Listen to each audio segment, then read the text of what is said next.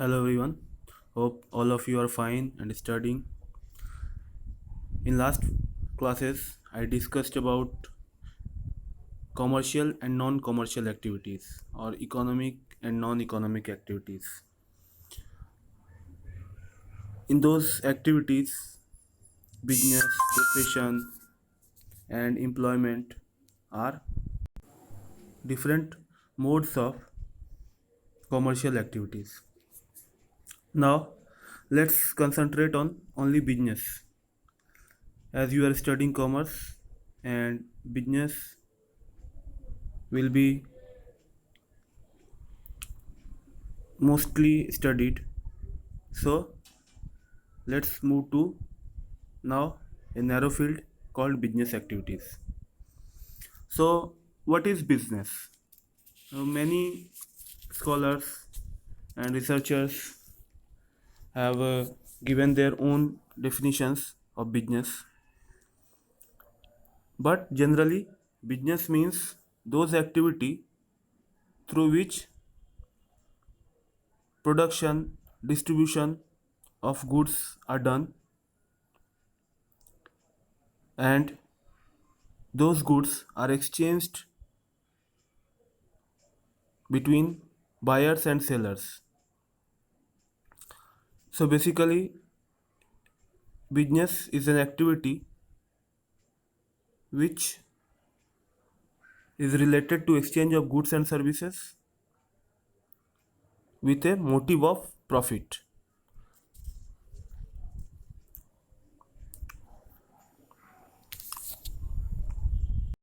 Now, to understand business in a better way, you should go through the characteristics of business activities, the salient features of business activities, which will differentiate it from other activities or other commercial activities as well. So, first feature of business activity is sale, transfer, or exchange. That means business activities involve sale or exchange of goods and services for some consideration. That means for money or in terms of any other goods or service. So basically, production or sale is a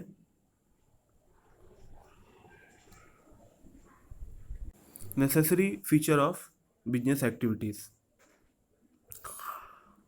If there is no sale, transfer, or exchange, that is not called business.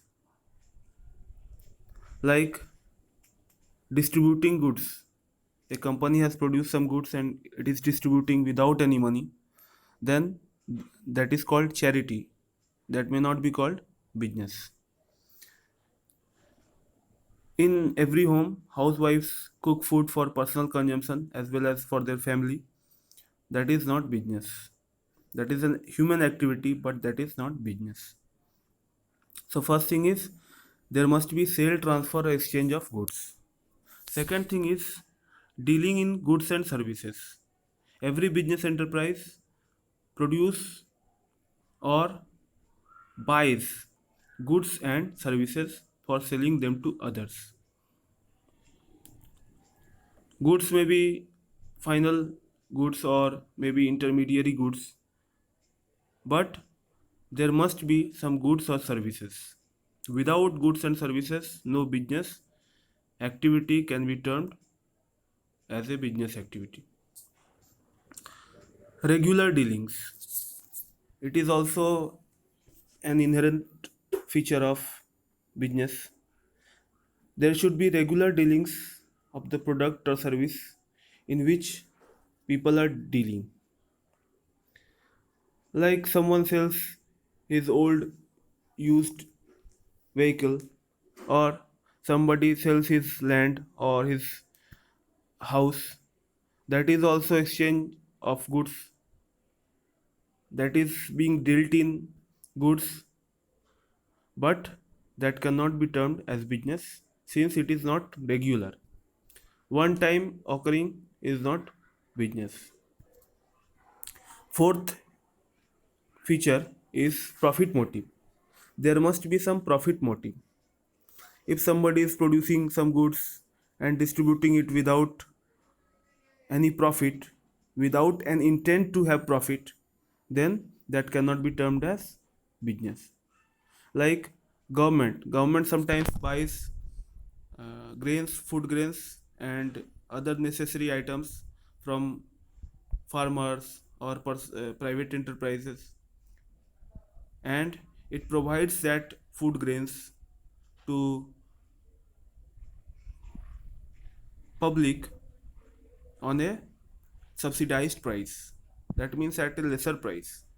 That means government knows that it is going to incur a loss on those distributed commodities, like which is also happening in case of liquid petroleum gas, pet, other petroleum products as well. All these goods are necessary for public, and so why government buys those at a higher price and sells those at lower price. So that cannot be called business.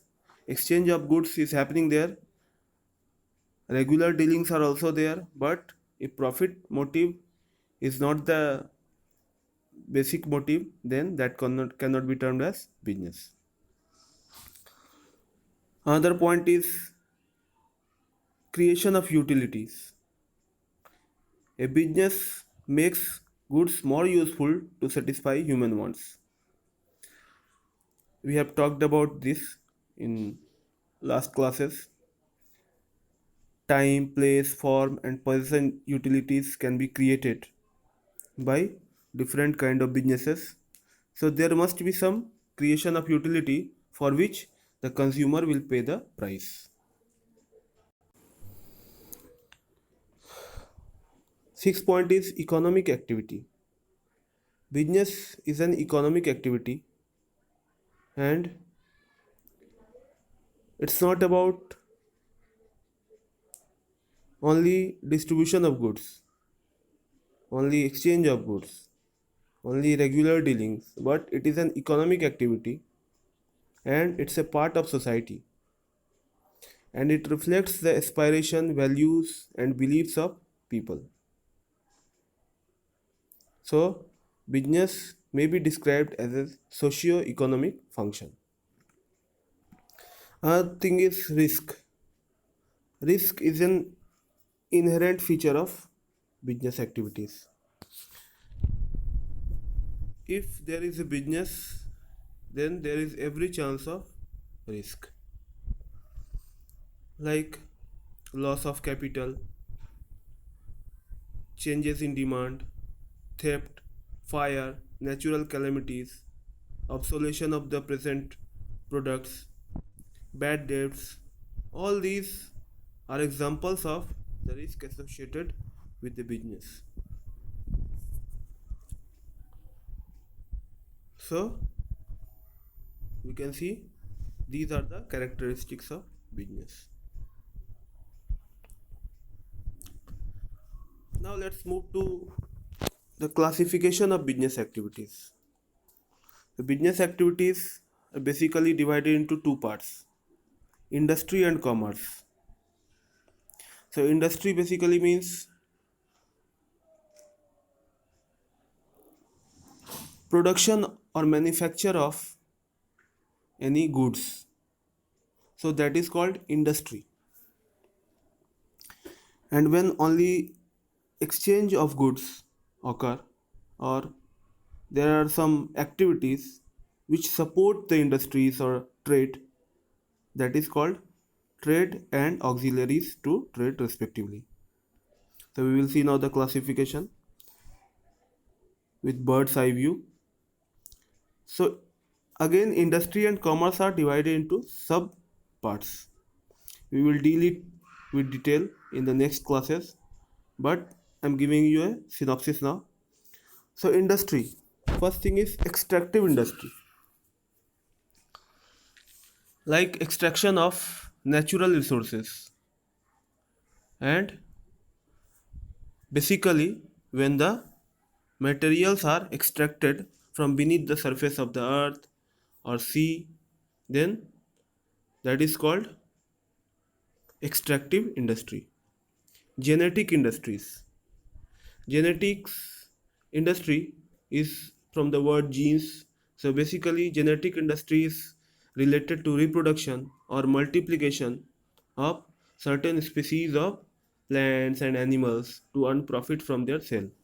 Plant nurseries, poultry farms, cattle breeding farms, all these are example of that.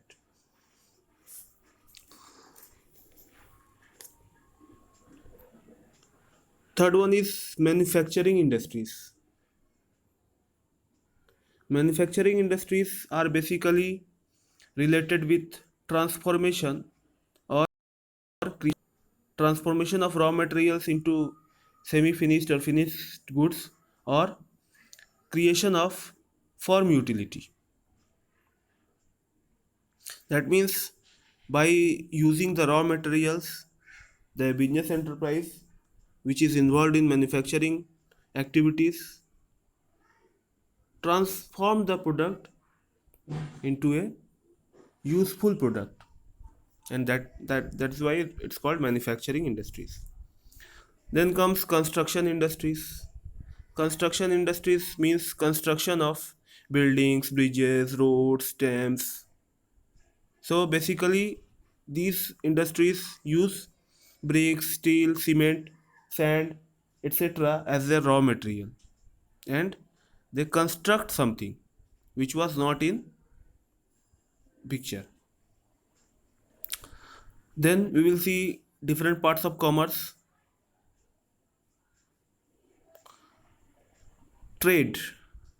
Trade means generally exchange of goods and services. That means when uh, in industries goods are manufactured or created, goods are transformed into more useful commodities. But in trade only exchanges happen. So trade are of two kind: internal trade and external trade. Internal trade is means those trade which is only operating inside the boundaries of a particular country, that is called internal trade. And external trade means when some other countries goods and services are involved and those are being exchanged, then that means those are external trade. Now let's see internal trade. Internal trade may be of two kind: wholesale trade and retail trade. Wholesale trade means when somebody buys commodities in bulk, that means in large amounts, and he or she exchanges it with not to direct consumer but to those intermediaries who are going to transfer those commodities again to some consumer or retailer. So wholesale trade means basically that trade which is dealing in bulk, and buying is also in bulk and selling is also in bulk. Then comes retail trade. You must have seen grocery shops, electronics shop in your locality, who is delivering those goods to only direct and final consumers, those who are going to consume the product, destroy the product. That is called retail. Retail means simply cutting into pieces. That means retailer, what a retailer does, a retailer buys products in bulk and then it distributes in small quantities to the final consumer. Let's come to now external trade. External trade is again divided into import trade, export trade, and entry port trade. Import trade means when a businessman or a country buys goods or services from outside the boundary of any country or from a foreign country. That means when goods are bought from a foreign country, that is called import. Then comes export. Export means when goods manufactured in one country is sold to another foreign country, that is called export trade. And entry pot trade means when goods are bought by one country and some process goes on there and it again is transferred to any other country, like India imports crude oil from Gulf countries, it refines it and again it supplies to any other country. Then this kind of trade is called entry pot trade. Then let's move to other part of commerce, that is auxiliaries to trade. That means those activities which support trade and industries as well. So we will see transportation. Transportation means carrying goods from one place to another. That means goods are produced at one place but it is consumed all over an area, to a large area. So transportation is the facility or the service which enables the manufacturers or producers or distributors to distribute the goods to the final consumer. Then comes warehousing. Warehousing means sometimes goods are manufactured at one point and then one moment of time and then it is distributed throughout the year or throughout the period. So goods are required to be stored somewhere and warehousing does the same. Sometimes some products are only needed to be given a shade or it is just required to save protect that from sunlight or rainfall or theft or pilferage, but sometimes in case of potato and onion, cold storage is required. So warehousing gives different kind of facility, whatever is needed to protect the goods, that service is given by warehouse. That means storage. And comes insurance. Since business involves risk and that risk is eliminated by the auxiliary to trade called insurance. Insurance minimizes the risk, distributes the risk to many persons. So a company or an enterprise gives some premium to the insurance company and in lieu of that the insurance company protects it from risks. There are different kind of risks, right, like fire, theft, burglary. So all these risks are eliminated by insurance. Then comes banking. Whereas in case of exchange of goods, finance is very important. Sometimes capital is needed and sometimes extra money has to be deposited, or sometimes the buyer wants to make payment from a far area. Then in that case banking comes into play and banks provide that service. Advertising. Advertising has grown into a separate field of trade, separate field of commerce, because we have numerous enterprises producing the same commodities. So every producer wants to convey its product or service to the consumers. So in that case, advertising is needed, which removes the hindrance of information. So all these are classifications of business. Now in next class, I will deal with all these business activities in detail. Till then, you must go through the study materials I am sending. Thanks.